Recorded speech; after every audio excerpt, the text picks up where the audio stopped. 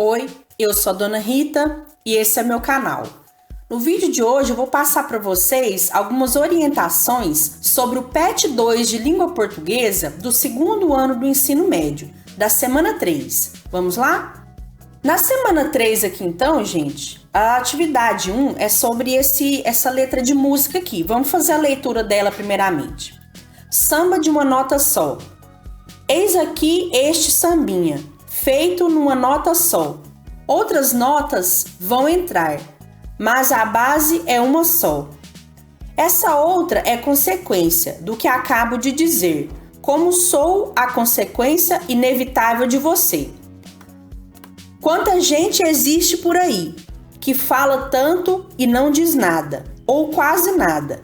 Já me utilizei de toda a escala e no final não sobrou nada, não deu em nada. Eu voltei para minha nota, como eu volto para você. Vou contar com uma nota, como eu gosto de você.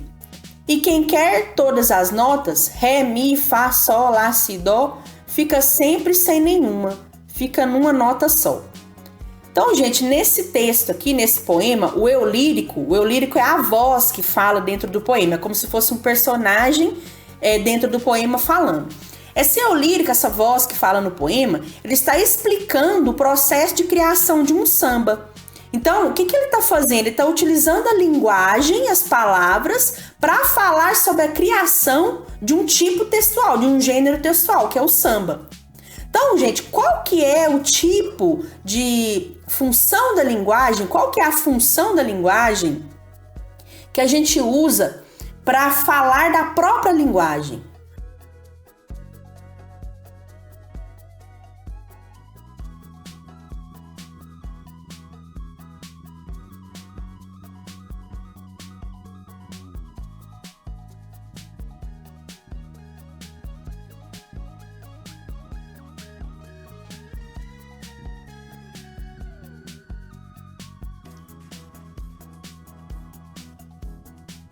Qual que é a função da linguagem? A gente tem função referencial, poética, fática, conativa, a gente tem a função metalinguística. Obviamente, aqui tem a função poética, porque trata-se de um poema, de um texto escrito em versos, né? Ele tem ritmo e tudo mais. Mas além da função poética, fora a função poética, que é evidente, tirando a função poética, porque ela é evidente que tem aqui, ó. Além dela, fora a função poética, qual outra função que tem nesse texto aqui? Então eu já te falei a justificativa. É porque nesse texto o eu lírico está utilizando a linguagem para explicar o processo de criação de um gênero textual. Então ele usa a linguagem para explicar a própria linguagem. É a linguagem falando da linguagem. Ô, gente, aqui na atividade 2 da semana 3, você tem que fazer a leitura desses 3 textos aqui, ó, né? São 3 pedacinhos de poemas. Vou fazer a leitura deles com vocês. Texto 1. Quando eu nasci, um anjo torto, desses que vivem na sombra, disse: vai, Carlos, ser gaucho na vida. Gaucho significa torto. Significa uma pessoa que faz tudo errado, né? Texto 2. Quando nasci, veio um anjo safado, o chato de um querubim, e decretou que eu estava predestinado a ser errado assim. Já de saída, minha estrada entortou, mas vou até o fim. Texto 3. Quando nasci, um anjo esbelto, desses que tocam trombeta, anunciou: vai carregar bandeira, carga muito pesada para mulher, essa espécie ainda envergonhada. Nesses 3 textos aqui, existe um ponto em comum.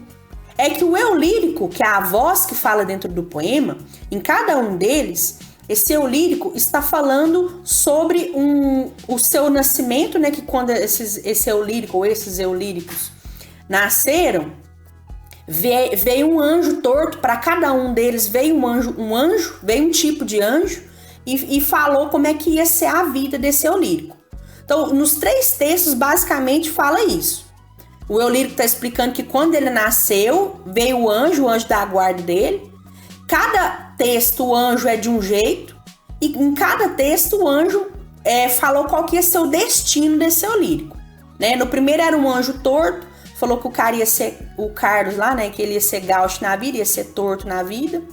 No texto 2 veio um anjo safado, quando ele nasceu veio um anjo safado, falou que ia dar tudo errado na vida dele, mas ele não ia desistir, ele ia até o fim. E no terceiro, que o eu lírico parece ser uma mulher, né, porque fala aqui, ó, carga muito pesada para a mulher, e esse anjo era esbelto, e falou que esse eu lírico aqui nesse texto ia ser um anjo, ia ser uma pessoa que carrega bandeiras, ou seja, que luta por ideais, né? De todo jeito, o ponto em comum entre os três textos é a criação dessa imagem aqui, ó.